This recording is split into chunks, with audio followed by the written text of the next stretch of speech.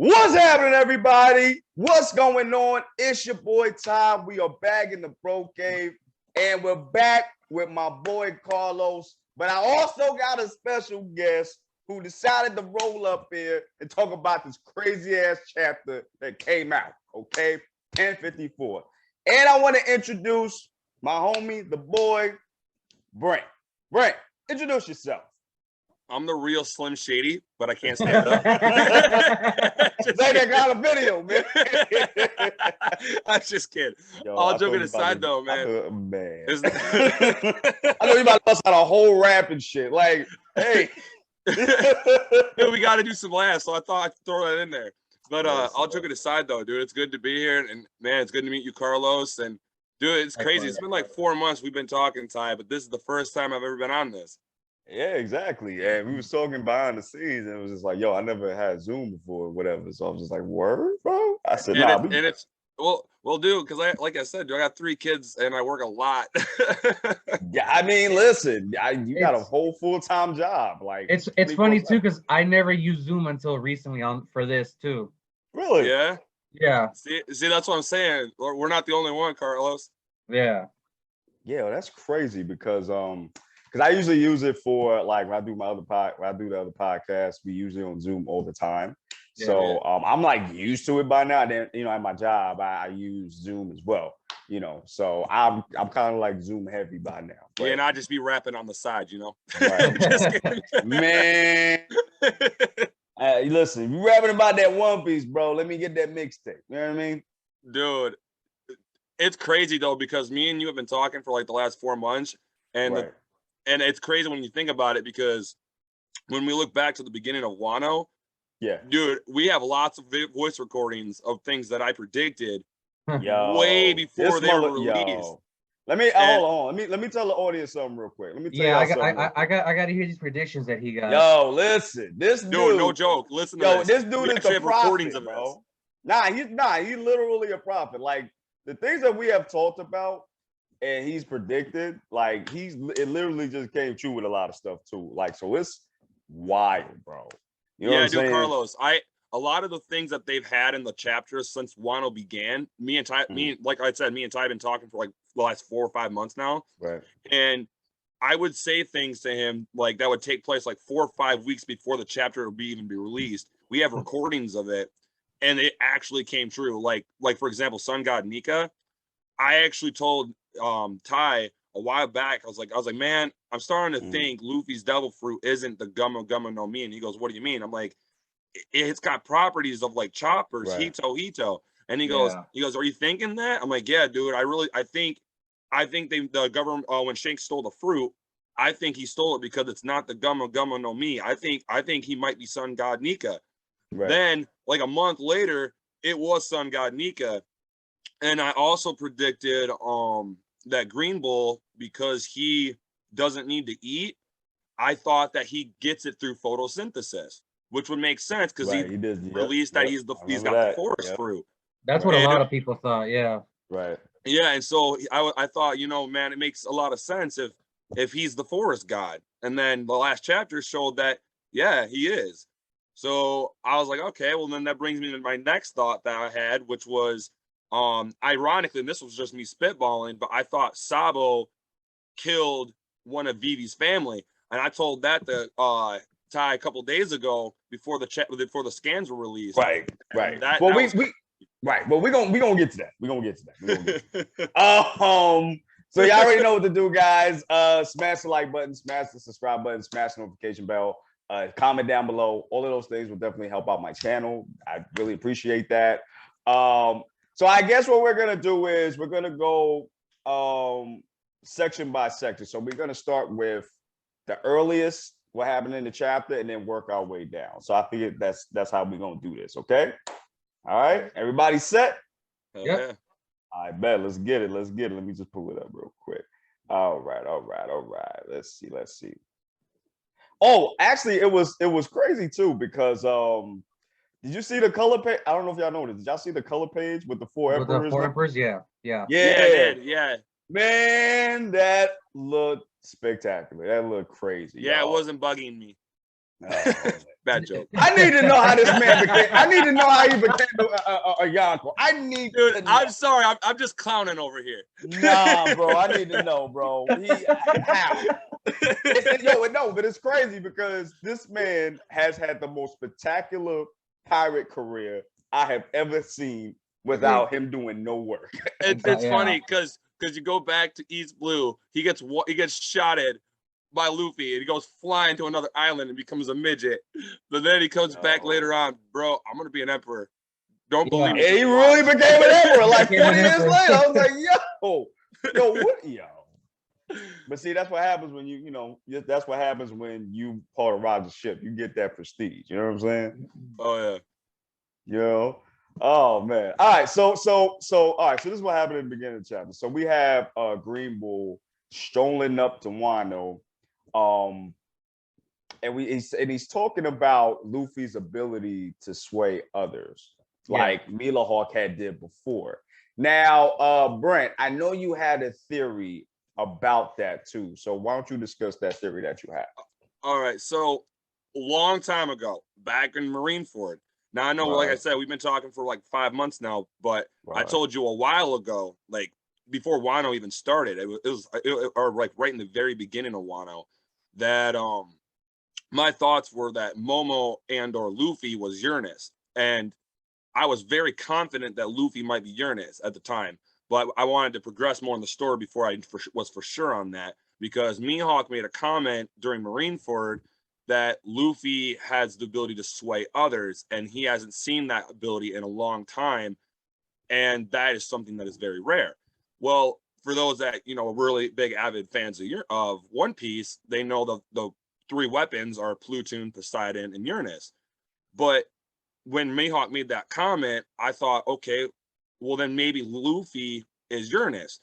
Well, then that brings me to the current chapter where Green Bull made a comment that, the prior chapter, he was going after Luffy, and he said that having the ability to sway others is something that is so very rare, and we know that he's going after Luffy.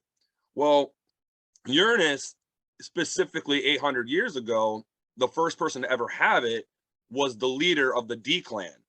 So if you look it up, and you can, if for those that don't know, you can look it up yourself. The leader of the D clan, we're just going to call him leader because he's one of the original Ds, actually had the power of Uranus, and that was the biggest threat of the 20 kingdoms of all time.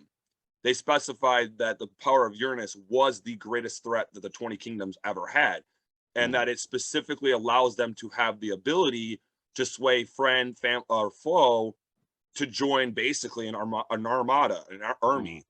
And if you think about it, Luffy fits that description perfectly because of 3 instances. One, let's go back to when they were children.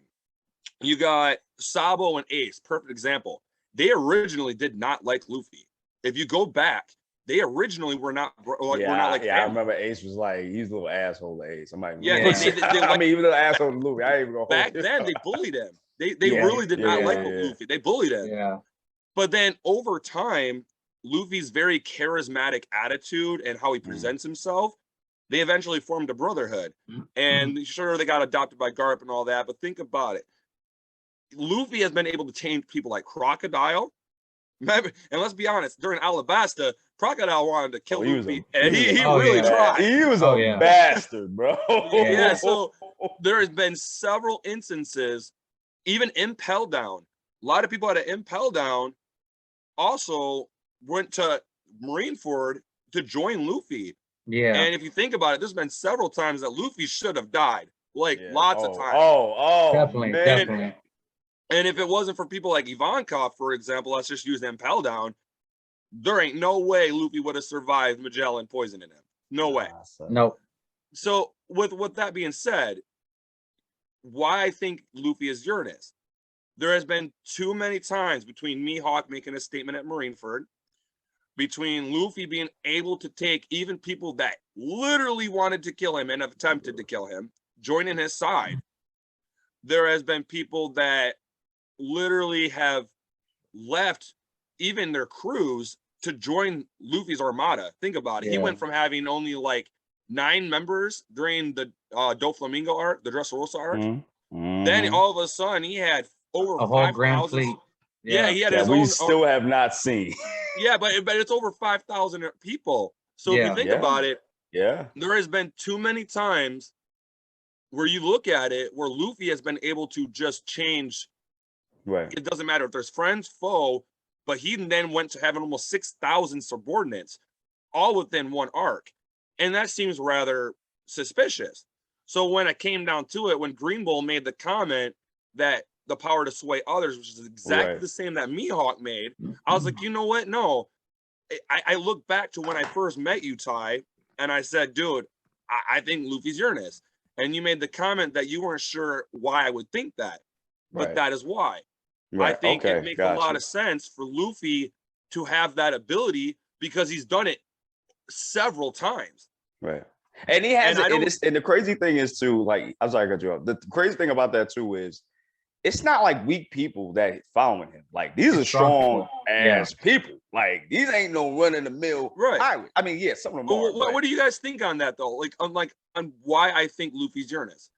I mean, is it logical? I never even thought about that until you brought that up, because I've been thinking about like that, like what you said, like Luffy being able to sway other people, especially former warlords, Crocodile, Jinbei. Yeah, Jinbei. So like that, I could possibly see that happening, but who knows? So you think there's some logical reasons as why I think Luffy's Uranus? Yeah. And here's my thoughts on this.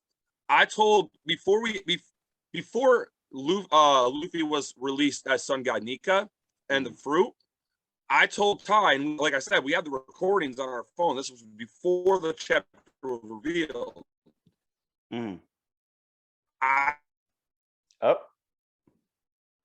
Break it up.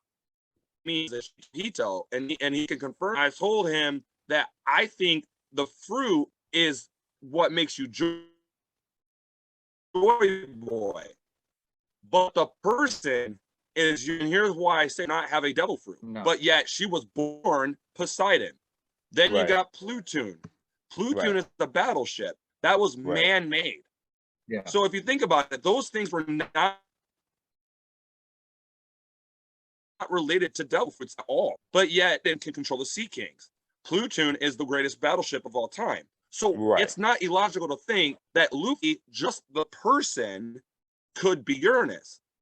And then then Shanks, by accident, he went and grabbed the fruit. We know that Shanks grabbed the fruit, and he had to have known that it was actually the Nika fruit. He had to have known that. Otherwise, why would he just randomly go after a government ship? Yeah, why would he do that? Yeah. So with that being said, I think that it's logical thinking that Shanks knew the fruit was Sun God Nika. Oh, listen, we gotta. But here's the thing about that. But here's the thing about that. I don't think Shanks knew. I don't think Shanks knew that Luffy could be Uranus as well. I think the person himself is Uranus because, like I said, Shirahoshi doesn't have a devil fruit, but she's Poseidon. And man-made Plutoon. So it's possible you could actually be both. It's possible for Luffy to not only eat the fruit, which is Hito no Mi, Sun God Nika, but then also be Uranus, the ability to sway others. Right. And now I'm not sure what you guys' thoughts on that is, but that's where I'm at. Well, we're gonna get to that. We're gonna get to that, but we got to get to the rest of the chapter too. So let me get to the rest of the chapter real quick. Go ahead. All right. So you good. So that's when we get to, and I was surprised about this too. We get a confrontation between some of the scabbards. The samurai and Yamato versus Green Bull. Yeah, do 7 of them too. Yeah, which is something that I didn't think was gonna happen. I thought like Luffy and the others was gonna meet this dude, but it turns out it's them. And they were saying like, you know what, we don't want Luffy and the others to bother with this, so we just gonna meet you and deal with it. And they are not prepared. No, they are not prepared. This man is a monster, bro. What? And it's funny too, because Carlos, I was telling Ty, the fact that Akainu's sending Green Bull by himself means that means that he's got to be busted as hell.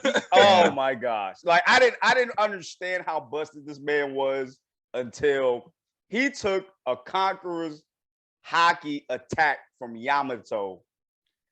Got up. It hurt because he said that. Yo, it hurt. Yo, that's some pretty good hockey you got there. Yeah. But he just dude, like it was like a little bruise or something. I was just like, bro.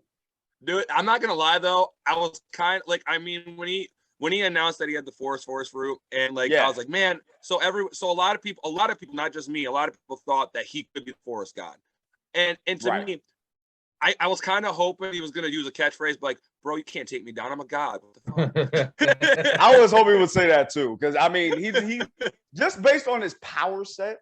He looks like a little guy. He reminds me of, I don't know if you guys play God of War. Okay. The first 3. Right. So he reminds me of Gaia a little bit.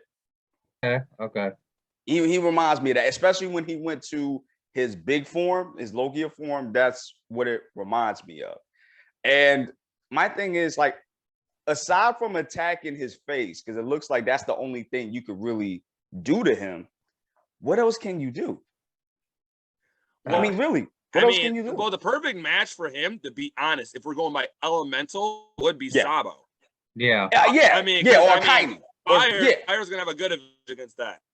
But at the same time, if you think about it, it would be so hard to beat Bull because of 2 reasons. One, the fact that he can do photosynthesis. He literally has endless stamina. If you think about it, he experience from the earth, so he can just keep on regenerating. That's busted. And then number 2, he literally makes himself his own battlefield. That's pretty intense. Yeah, when he started doing his moves against the Scabbards, just creating forest out of nothing, it just blew me away. Yeah, dude, he was super strong. And I'm just sitting there thinking, and then the crazy thing about it is it's no longer the Akazayan 9 because like 2 of the members died. Yeah. So he was fighting 7 of them, and he made them look like really, really, really weak. Then Yamato comes out of nowhere and hits them straight to the face with what looked like Conqueror's coding hockey. Yeah. Despite that, he's like, that's some strong hockey there. But he did not go down. Like, he was standing when he said that. Yeah. And so to me, it's crazy when you think about it. He took Yamato straight to the face, and yet he was standing. You would think that would, like, I feel like if Yamato did that to Zoro or Sanji, they would at least hit the ground for a minute. Oh yeah. Right. But the fact that he just got immediately back up, and it looked like he had like a little bruise right here, which looked like a little boo-boo or something. Yeah. Like it just brushed it off. I was just like, bro. But it did show too how powerful Yamato is, though. Like I can't ignore that. The fact that because I mean, an admiral took respect to someone else's hockey. Yeah. And he was like, yo, who the hell are you? And she said, I'm Kaido's son. He's like, what? What? Yo, y'all got crazy ass people in here. Nah, get out of here, bro. That's why I was saying to you, Brent, like before we got on. I don't think that we're gonna get a 1v1 with Luffy and Green Bull, because I know you were like dead set on recovering now. Right, exactly. And I don't think he's gonna be able to go into Gear 5 right now. I don't think probably go Gear 4. I don't think Luffy's got. How do I want to say this? I don't think he's got the control yet to be able to go in and out of Gear 5 at will. Right. Like, but if you haven't noticed, but we've all noticed that Green Bull, he does that on the fly. Right. And that's why I don't think Luffy's ready for that kind of battle yet. Yeah, exactly. And it's just like, bro, I mean, it's not gonna be just him. It's gonna be like Zoro, trash ass kid. You know what I'm saying? No, seriously. Like, what is the kid gonna do? Like, do you mind if I say something? Do you mind if I say something, Carlos, about that? Go ahead, bro. I want to see your opinion on this, Carlos, because I got really mad at the bounties. I got super mad at the bounties. And here's why. I think I told you that. Yeah. I want to see your opinion on this, Carlos. Okay. Luffy, Law, and Kid, all 3 billion bounty. I thought that's trash. And for 2 reasons. One, Luffy's got literally almost 6,000 subordinates. So it makes sense why he would have a 3 billion bounty. But why Kid and Law? It took 2 of them to take down Big Mom, and they didn't even beat her. They ringed her out. Yeah, and then number two, Law and Kid, they don't have subordinates. They don't have territories. There's like nothing there. So how do they have the same bounty as Luffy? Yeah, I still don't understand that, but like, it's like I told Ty, like they're just trying to downplay Luffy. Like, yeah, but they hating, bro. I don't think that's true too. I don't think that's true too, though, because think about it. They had a misprint. They put D in Luffy's name, so they thought, he goes, "Why would you do that? I told you not to put D in his name." So if that's the case, then that means they messed up on the print, making Luffy more dangerous. So shouldn't his bounty be even higher? I agree, especially with his new bounty poster, the Sun God Nika form. Yeah, it definitely should have been higher than Kid and Law's for sure. But I don't. But a lot of people are saying things like Kaido is weaker than Gear 5 Luffy, and I fully disagree. I fully disagree. There is a massive gap between Luffy and Kaido. Oh, and, for sure. And for me, I'm sorry, but I feel like they heavily nerfed Kaido the entire time. They had to. How was he gonna win? How was Luffy gonna win? He had to. They had to, because you got him moving Onigashima. You got him fighting 15 or 16 people if you want to count Momo. Yeah. You got him knocking out Luffy 4 times and almost drowning him, which Luffy would have died if it wasn't for the Hearts Pirates. And he still, Luffy's Gear 5 final attack still almost lost to Kaido. And while Kaido was still moving Onigashima at the same time, there ain't no way Luffy's Gear 5 would have beat Kaido if he wasn't heavily nerfed in battle. Yeah, exactly. I definitely feel like Kaido was handicapped for that fight, honestly. Oh yeah, he had to have been. There ain't because no it's way. like, how you gonna beat this dude? Like, how was Luffy? And to be honest, Luffy was really doing well. We gotta say this and we gotta move on. Luffy was really giving Kaido the business when he was in base form. Oh yeah, like they were throughout going that fight, he was continuously improving. It's just, again, he just don't have the experience like Kaido does, unfortunately. So that's why he always falls short when it comes to Kaido. You know, like there was, yeah. But even during his base form, and I know that you are right on that. He did progress a lot. Yes. But even during that, think about it this way: during the first about 20% of the fight, while they're on Onigashima, Kaido told Big Mom to stay out of it, and he wanted to specifically take everyone's attack. He took Law, Kid, Zoro, Luffy. He took all of their attacks head on. Did not dodge. Did not do any of that. What he went hybrid or regular? And he took it all. Even took Ryu straight. Even took Ryu straight to the face. That's what I'm saying. Like, was he in hybrid form? Or was he like regular form? That was when he was in hybrid form. Oh, but okay. If you think about it, though, Kaido, even in hybrid form, was just stood there and let Kid, Law, Zoro, Luffy, all of them hit him point blank without any fighting back because he wanted to see what they could do. Right. So a lot of time, Kaido was like, "Hey, you know what? I'm cocky. I just want to see what these guys can bring to the table." I ain't gonna hold you though. He did dodge like a couple of times. I think we just passed that last episode too, where Luffy was about to do a Rio. Oh yeah, he and then he died. And Luffy was like, "Oh, you dodged, bro? You about to get the ball." That was because it hurts, right? Immediately right after he said, "We talking to?" You like hit him with a baseball bat, like boop. Yo, oh my god, yo, we can talk. All right, listen, we really got to get through this because we don't talk about this. Nah, you good, bro. You good. That means it's gonna be a real good episode. You good, bro. All right, but yeah. So and then we got Momonosuke coming into the mix too. I ain't gonna hold you. I thought he was gonna do a blast breath, and I got really excited because I thought he was gonna do it, and then it was just a puff of smoke.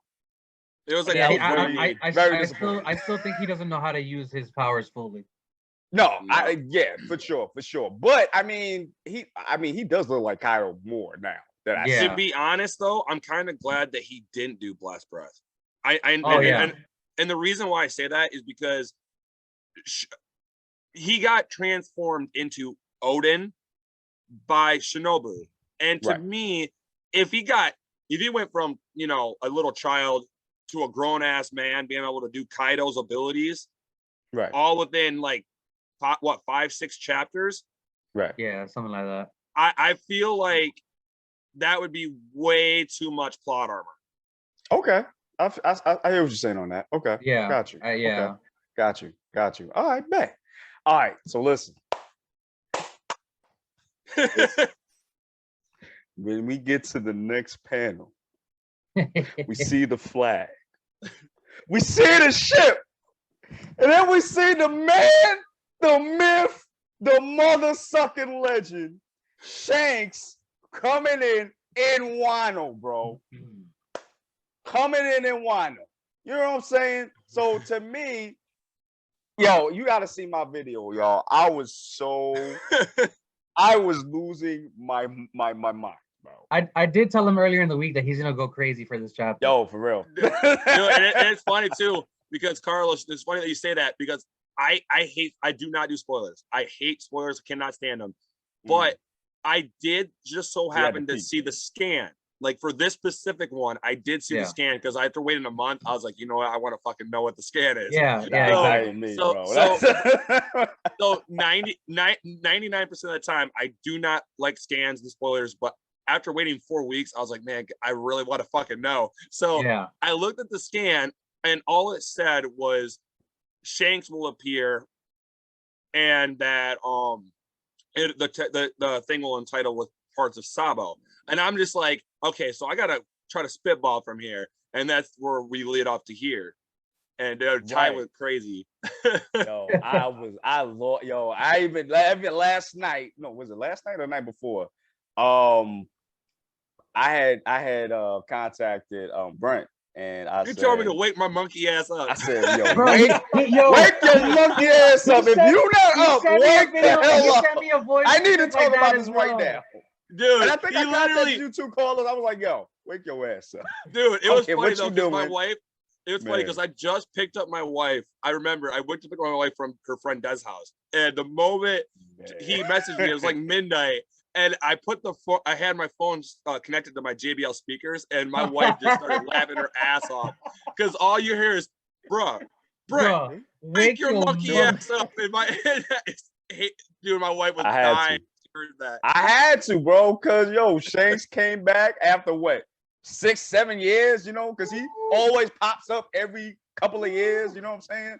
He's more elusive than, actually Drag is more elusive than Shanks. I still think Dragon or Vivi is Rain God though. Right. And we gonna get to we gonna get to that. We're gonna get to that, right? So all right, so in the chapter, we finally meet Shanks, we finally see his crew, which we haven't seen them since shit. In a while. Marineford, I think, right? Marineford, yeah. So we haven't seen them in a very, very long time. So we couldn't it's cool to see them. They haven't really changed much. Not really. And I told Brett this too. I did not know, to the bottom of my heart, I didn't know that Yasop was Usopp's son. Really? I didn't know that. Yeah, because it was like they said that during East Blue. Characters that look alike, huh? They said that during East Blue when Luffy was not Usopp. And I must have missed that because and the crazy thing is, like, they look alike. And sometimes when you see characters that look alike, that don't usually mean that they're related. So I try not to take that out. Yeah, they're both ugly. Right, and then I was just like, damn, because homie was like, yo, I don't want to see my son yet, bro. I ain't even gonna hold you, bro. He was panicking too. Yeah, he's just like, yo, I'm not trying to see this dude yet, bro. Like, he goes, I don't want to pay child support. Yo, who's his mother? Like, that's my question. Who was smashing this, man? Yasop's like, no, I don't want to see my son. You know how much child support I owe him? Yo, this man, after all the danger he been in since a teenager, nah, he owe like $2 million, bro. He about to be I got a question. What do you guys feel about Shanks not going into Wano to meet Luffy yet? I'll let Ty answer. He is a whole villain. He's a villain. He a villain. Nah, you know what, Brett, what I'm talking about? That man is a villain. He been a villain from the start, bro. Oh my gosh, bro. So I okay. It's interesting that you brought that up, Carlos, because me and Ty talked about this recently, actually. I have 3 thoughts on this. I think Shanks is one of 3 things. Either A, he's a villain. B, he's an anti-hero where he's just playing things out, letting things fall where they're going to fall. Or C, he already knew because of Roger, before Roger's death, you see him talking to Shanks and Shanks is crying and he's just a little boy. I think he could be Roxy Exabek's son. But right. That's if he's still alive. That's if Roxy Exabek's still alive. But because Oda, he likes to do little tidbits way before him. And think about it this way. Shanks was really, really young when he boarded Roger's ship. Yeah. But yet he possesses insane amount of power enough to handle, even though Whitebeard was old and sick, he split the sky with Whitebeard. He stopped Kaido before Marineford. He was an emperor, very, very, very young age. He has he stepped on Marineford and stopped the entire battle just by stepping foot on the battlefield. To me, to be able to possess that kind of level of hockey and power, I feel like you have to have some kind of reasoning behind it. Because I mean, like, you're not just gonna show up and say, "Hey, I'm just from Roger's crew, I'm a part of his Roger's crew," and all of a sudden, you just so you know, I'm busted as fuck.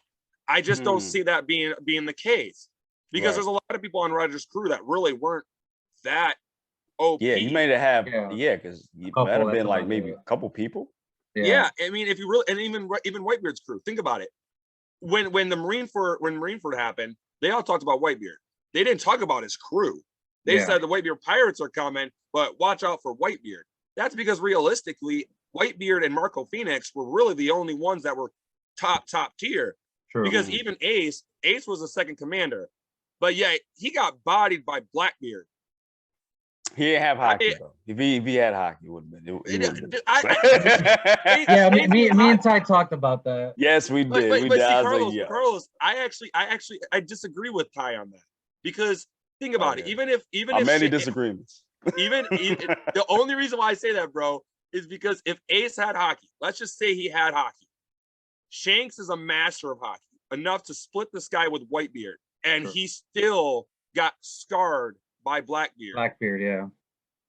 So I don't even think if Ace had hockey, you could teach down. I don't know, man, because because we had talked about it behind the scenes too, and I was like, listen, I think they're working together.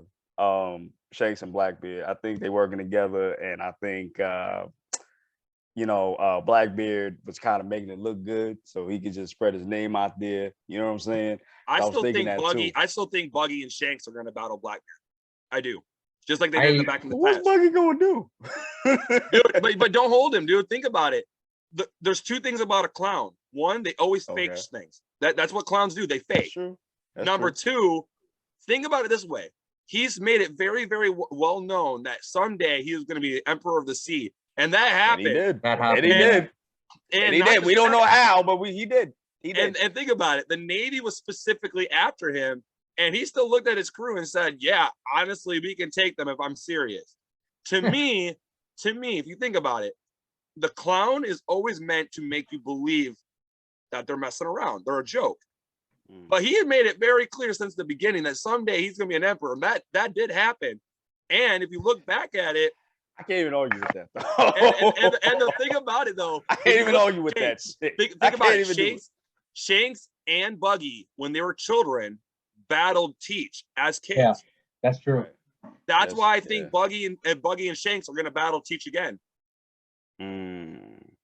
See that we got to make another video on that because because we got a whole lot to say about that stuff too. But you know what? Let's get back to the Shanks thing right now because the conversation was interesting. I was actually going back to it, and there's a line of dialogue that interested me. So he says, Shanks says, I'm not planning to have a reunion with Luffy here. And they, I forgot the fat dude's name. I forgot Lucky his name. Roo. Lucky Roo, right. So he says, yo, you don't know what's going on, in your backyard, bro. And then somebody else brings up Bartholomew, which we haven't heard from him in a while. Yeah. And he said that he had burnt down Shanks's flag.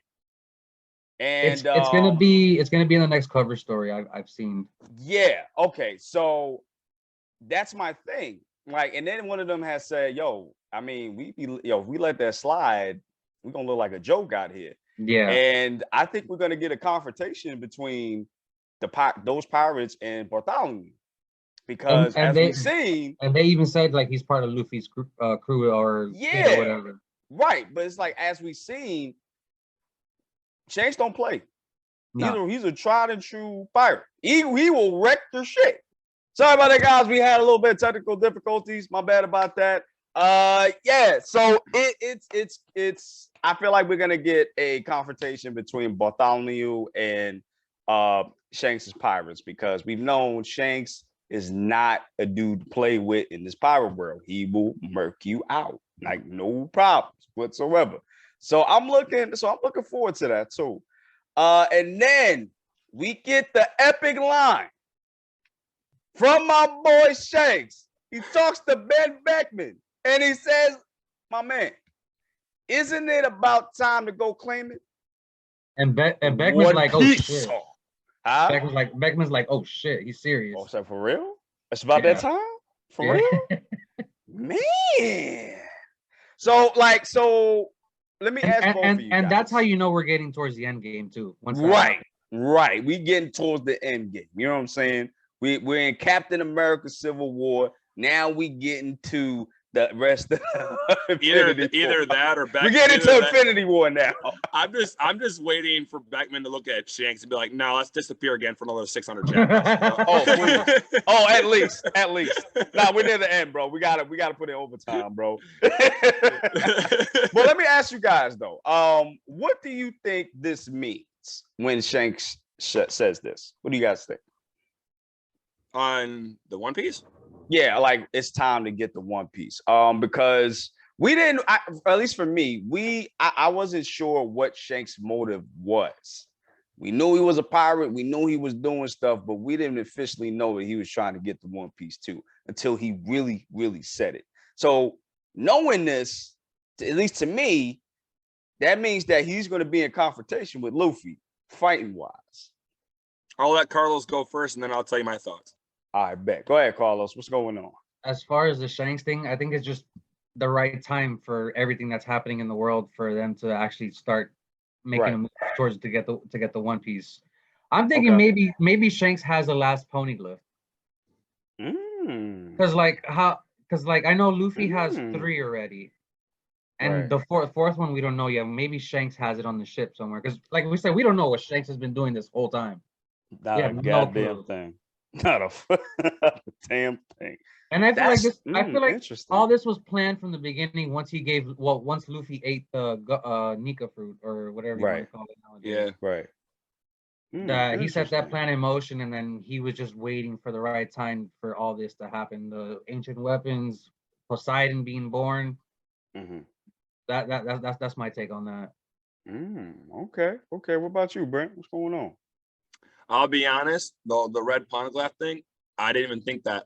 So I didn't think it either. I'll be Carlos out here with the theories, man. That was actually mad spot on, bro. I wasn't even thinking about that. That's I probably didn't think about it either. So that means that. But I will tell you, outside of the poneglyph, because that was pretty good theory right there. That's very possible.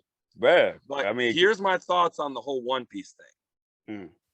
I honestly, dude, like what the 3 things I told you guys what my thoughts on Shanks were earlier. It would make a lot of sense, dude, if he was let's just say Roger, for example, because we know Roger told Shanks something when he was a child, right before he was about to die, that made Shanks cry. What if that thing that Roger told Shanks was so important that is what made Shanks go on this journey in the first place. Like, what if that's what actually sparked all of it from the start? And I'm pretty sure we're gonna get that with flashbacks, because it's got to be answered. Because like, why all would this Shanks trouble?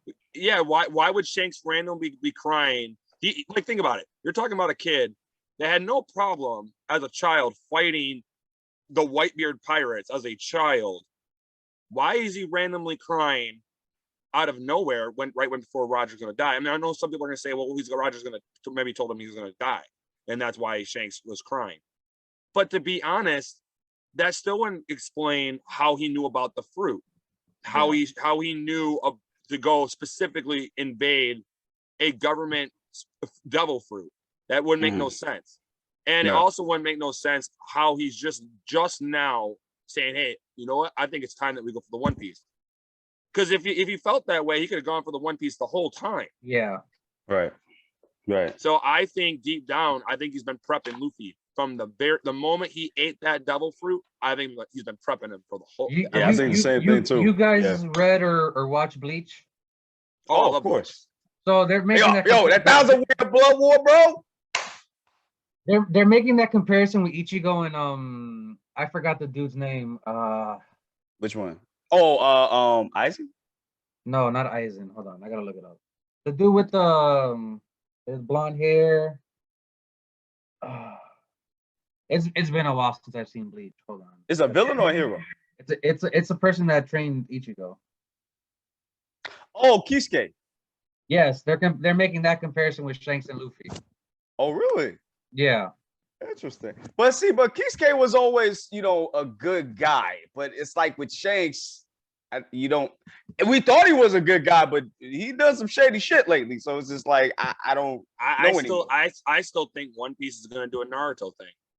And what I mean by that is I think that if Shanks is Rox DX's son, I think that he will be the Uchiha Madara of the One Piece world.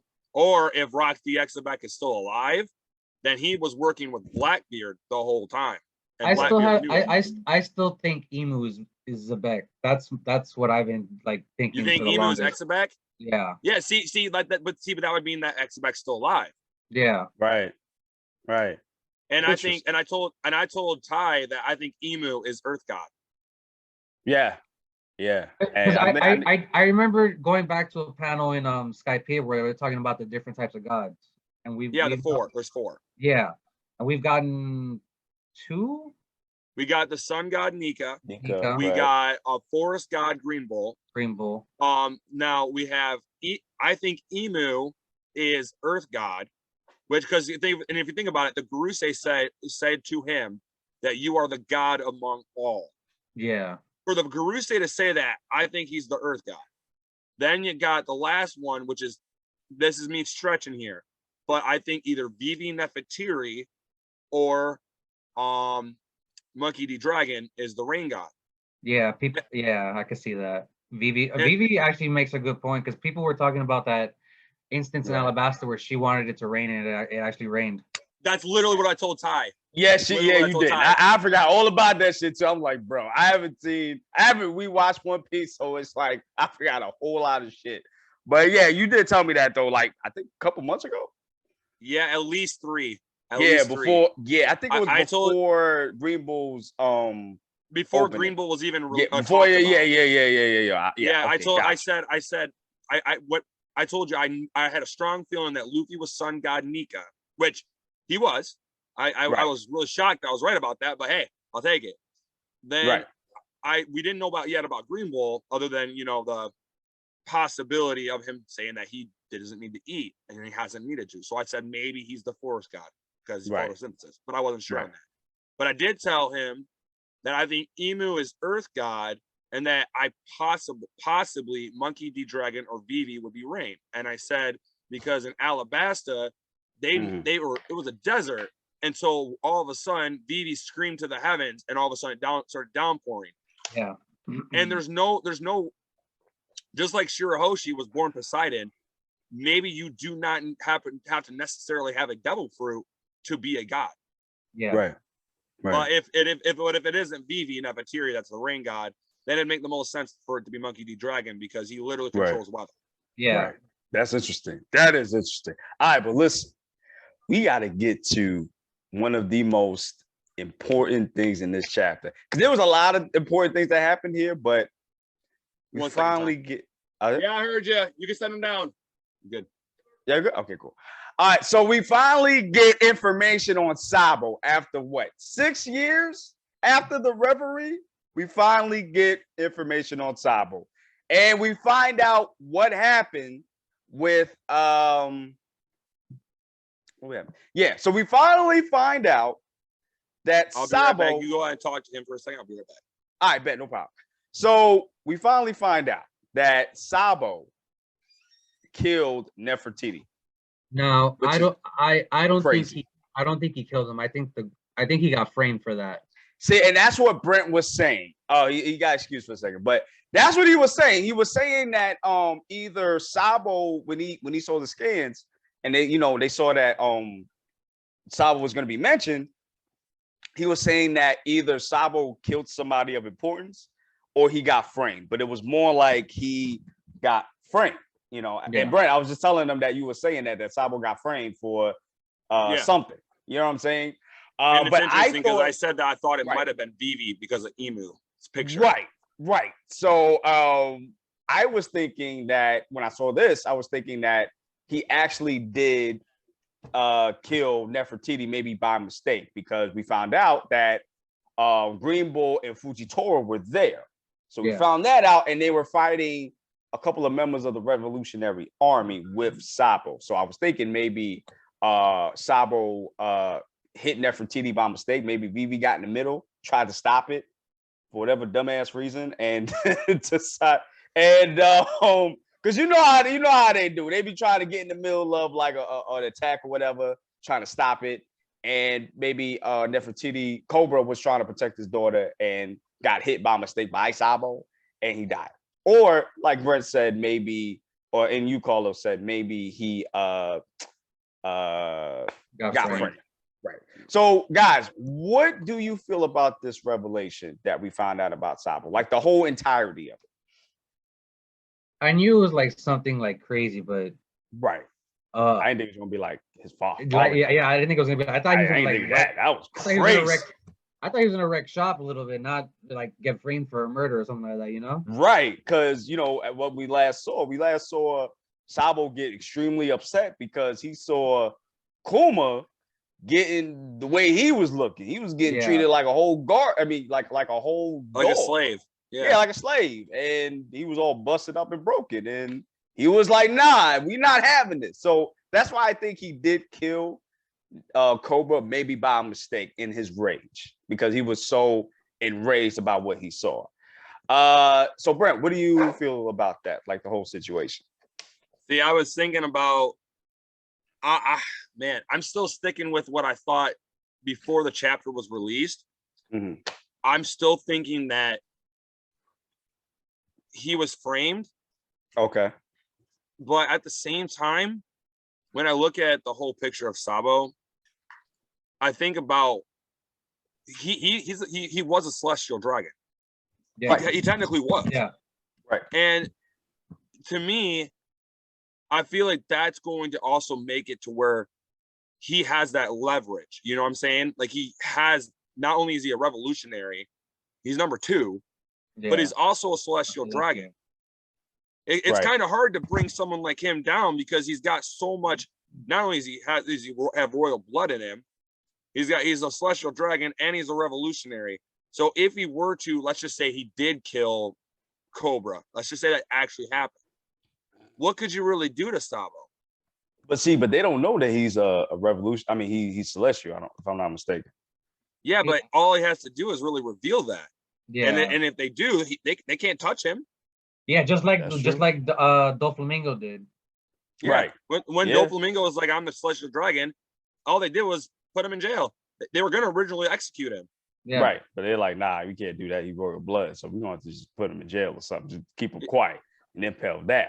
And that's what I'm saying. Like when it comes to Sabo, realistically, he has a lot of pull. If he really wants to go there, he has a lot of pull. Right. Because even Green Bull, he's not going to do that. Green Bull even Green Bull made the mention that the celestial dragons are lost. They are the gods of the verse, and what they say count. So if you bring it down, Doflamingo should have been executed, but he wasn't. Then you got Sabo, even though he's number 2 in the Revolutionary Army. Realistically, the admirals didn't take him down when they're. I know that's probably because of the kingdoms, like they said, and they did say they couldn't go all out because of the kingdom. But even if hypothetically, but with Green Bull's personality, think about it this way: if Sabo would have just said, "Hey, I'm a celestial dragon," would Green Bull have taken Sabo down? No, he would not have done that, because remember, he's sticking to his principle that their word is law. Their word is law. So right. with that being said, Sabo specifically, he can get away with a lot of shit. So if he did kill Cobra, if that really did happen, they ain't gonna do nothing to him.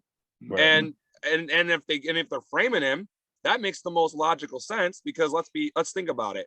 If they frame him, then they get to wash their hands of any dirt. Which, by the way, it kind of backfired on them if they did frame him, because there's like this huge uproar now of Sabo. Yeah, that's the thing. Now, apparently, after what he did, now there's like a revolution now. Other countries are revolting against the government now, and they're like, and they're calling, I forgot what they call them, but they're calling, the Flame Emperor, like the savior, kind of like how they've been calling like Luffy, sort of. So does that mean we're gonna get this? Does this mean that this is a precursor to a global war? Like, is that what we're gonna get? Y'all think? With the government? I'll let Carlos go first, because I don't know.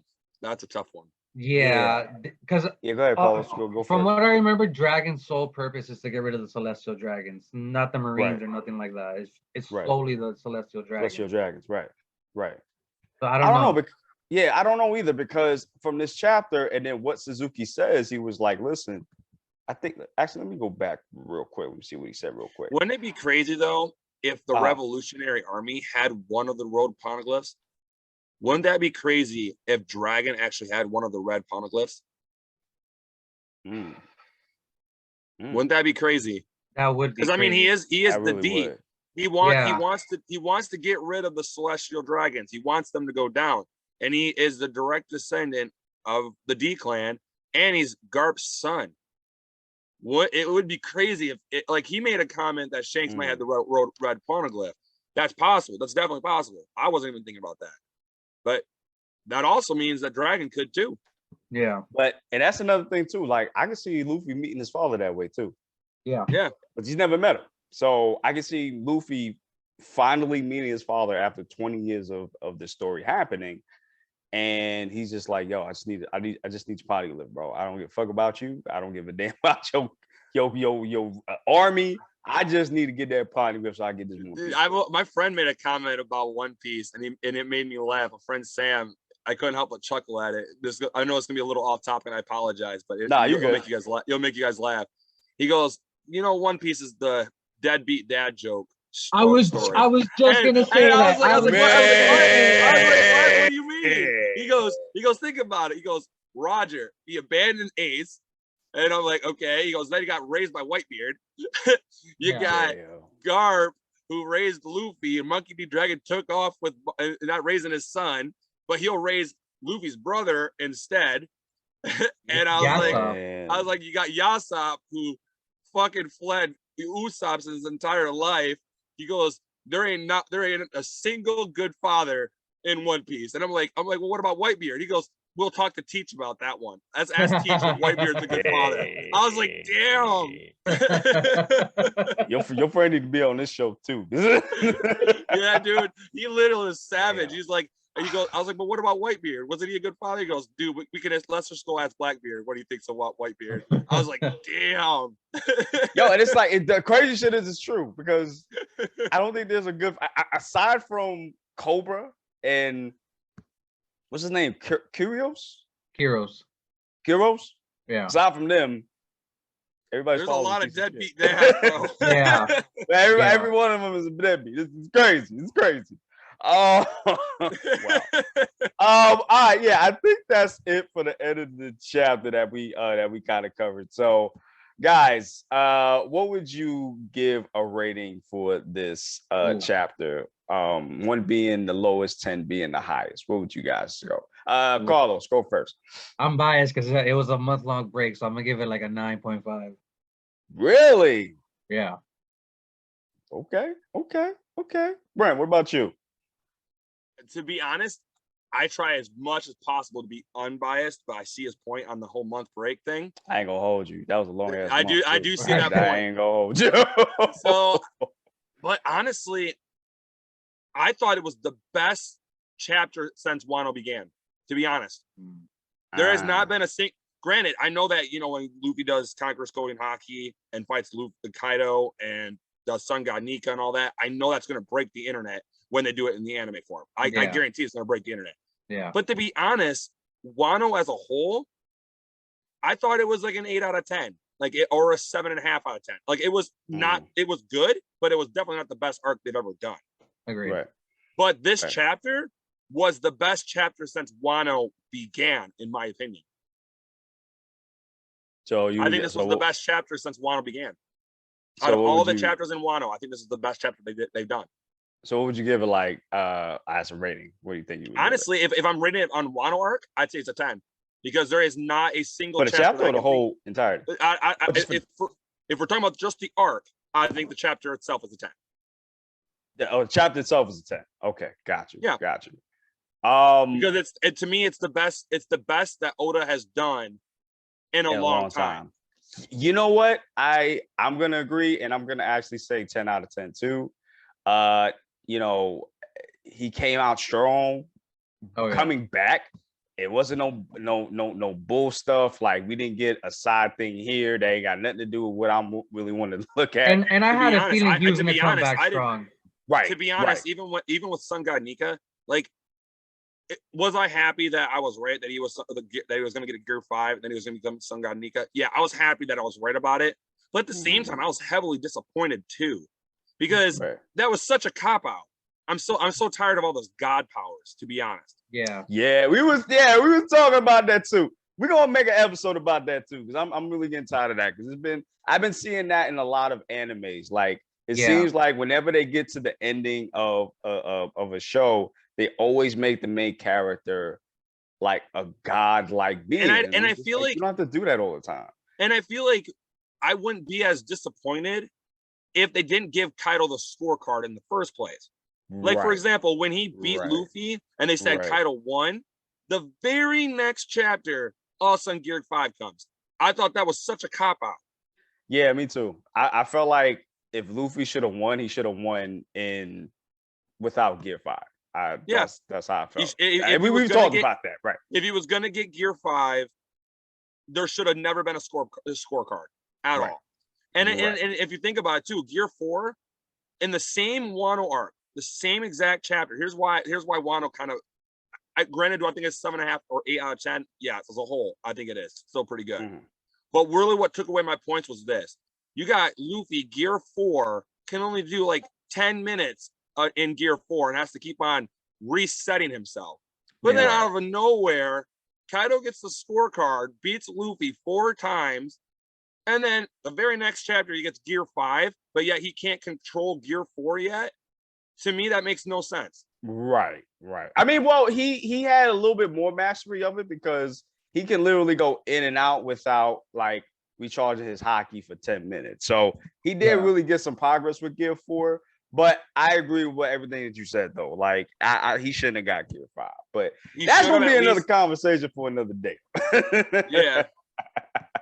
I think this chapter was the best he owed us. Yeah, me too. And I think we're all agreed in that. All right, y'all. So that was the end of the convo.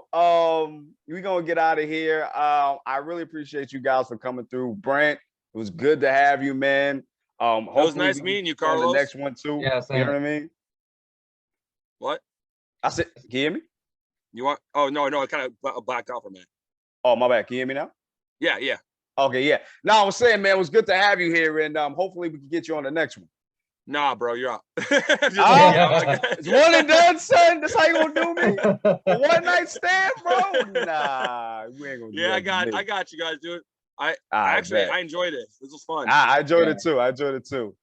All right, y'all. So we're gonna get out of here, guys. Y'all already know what to do. Like, subscribe, share, comment, all that good jazz, and we are out of here, guys.